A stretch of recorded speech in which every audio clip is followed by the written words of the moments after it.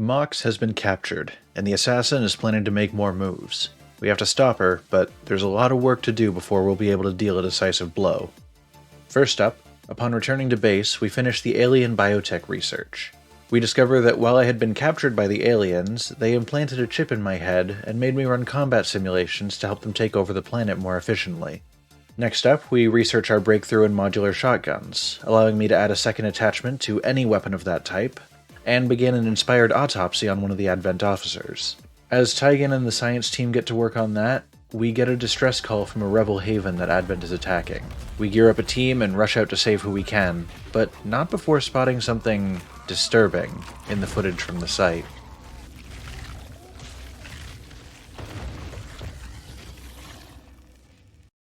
Now is a good time to mention, in this game there's not just injuries preventing soldiers from joining a fight, now your soldiers can get tired too. Too many missions in a row and they begin to gradually lose stats, putting them at great risk if you keep using the same soldiers over and over again. We'll have to be careful and keep a large and well-rounded rotation of soldiers. In Operation Driving Glove, we arrive to find all the civilians taking cover in a small building, as a few resistance members fight off incoming Advent soldiers. We rush in to assist, but as Outrider attempts to get into a good position in her shadow concealment, she runs by a civilian that transforms into a terrifying beast, revealing her location and putting her in grave danger. Before we can figure out a proper response, this new unit, the Faceless, charges her and detonates the car beside her, killing her outright. Our remaining soldiers give them hell alongside their surviving resistance fighters, but this loss stings, especially from such a powerful unit. On our way home with 14 out of 19 civilians saved, Volk assures us that his Reapers would rather die for a cause than watch from the sidelines, and that Elena Dragonova would have no regrets about what happened. We make some new propaganda, since Pina and Nichols have achieved their first level of cohesion. They're also all out of bubblegum. We get a boost to our monthly funding as thanks from the civilians we saved, and Tygan welcomes us back with news that he's completed the autopsy on the Advent officer. It turns out that a lot of our enemies also have chips in their heads, connecting their brains directly to the Advent network. Not only was I running simulations for them, but I was also processing live tactics and communicating orders to their units in the field. Tygan wants to dig deeper into this, but requires a live subject with an active connection to the network for more testing. We have a breakthrough in power relays, reducing costs of future construction by 50%. We also search a supply cache in the overworld map, discovering an acid grenade, which dissolves armor and does damage over time, as well as a case of dragon rounds, which will deal bonus damage to enemies and has a chance of setting them on fire. The Council, or what remains of it, contact us to tell us of a project they've been hearing about on the Advent network, the Avatar Project. This is being researched and worked on in heavily guarded Blacksites around the world, and if we allow the enemy to complete it, it could spell the end of humanity's chance to take Earth back. It looks like we're on a deadline, and they're at stage 3 out of 12 when we discovered it. Yvonne and Jeremy get sent on a covert op to discover where Praetel Mox is being held, and they come back with exactly what we need to attack. We send Pablo, Yvonne, and Rebecca on Operation Damned Omen, a stealth mission behind enemy lines to one of their holding facilities. We carefully stealth our way past patrolling soldiers and automated turrets as we get towards the facility. We find the one unguarded entrance out of the 3, slipping inside so we can free Mox from his cell. As Yvonne hacks the door, she even hits the bonus that prevents the security systems from tripping. Unfortunately, a passing guard spots us through the doorway and we have to run. Pablo picks up Mox's unconscious body, our other units blast a hole in the wall with their grenades, and they're picked up from the back as more enemy reinforcements arrive on the scene. And I'll give her credit, the assassin is actually pretty reasonable about everything that just happened. I cannot fault you for showing loyalty to an ally in need. It would dishonor us both to deny your success. Following this rescue op, Pablo gets a promotion, and after his role in the prison break, he fittingly earns the nickname Warden. He takes the Shadow Strike skill, which gives a bonus to aim and critical chance when attacking from within concealment. Next up, we take on Operation Firefort. We have to sabotage an enemy transmitter before time runs out. We drop in with 4 turns on the timer, and we can extend that window by destroying nearby relays. We do successfully complete this mission, disrupting enemy communications, but not without a few close calls.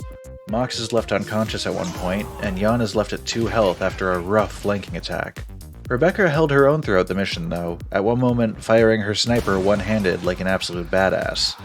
Despite how rough this mission was, everyone is rewarded pretty well. Jan is promoted and takes blast padding, giving him 1 point of armor and a 66% damage reduction from explosives. Mox gains the reflex skill, giving him a once per mission bonus action after taking fire. And Rebecca, now a sergeant, earns the nickname Gravedigger and takes lightning hands, which occasionally allows her to take a pistol shot without using an action at all. This will be a great thing to pull out when we need just a few extra points of damage before an enemy's next movement. Due to his performance in this mission, Jan also gets a little bonus alongside his promotion: Anxiety. He now has a chance to automatically hunker down in cover and end his turn after moving. This is great for his survival odds, but can throw an attack plan way off course. This could lead to other deaths if he does this at the wrong time. Back home, our science team instantly completes an inspired sectoid autopsy and rolls right into one for Advent Troopers, followed by an inspired experimental weapons research, which will unlock some special weapons once we build the Proving Grounds, this game's equivalent to the Foundry. As we begin to make contact with West Africa so we can move on the first Advent Blacksite, we get word of an enemy train we can catch in transit and raid for materials. We round a few soldiers up and launch Operation Spectral Dance. Since this is a supplies attack, the enemies won't know we're coming. As we hide and wait, the initial guards approach us and are taken out quickly before the assassin makes an appearance. While she strikes first and gets a good hit in, we manage to corral her in a corner with the acid grenade. This leaves her taking damage over time, unable to move and attack unless she wants to take even more damage from the acid on the ground around her. While she's unable to fight, we take care of a few more Advent soldiers coming from northeast, and then Jeremy takes her out with a ballsy 18% shot. While she may have been dropped to 0 hit points, it sounds like we can't permanently kill her yet. She's not that easy to get rid of. With the Advent soldiers and the assassin taken care of, we take our supplies home and take our promotions as well.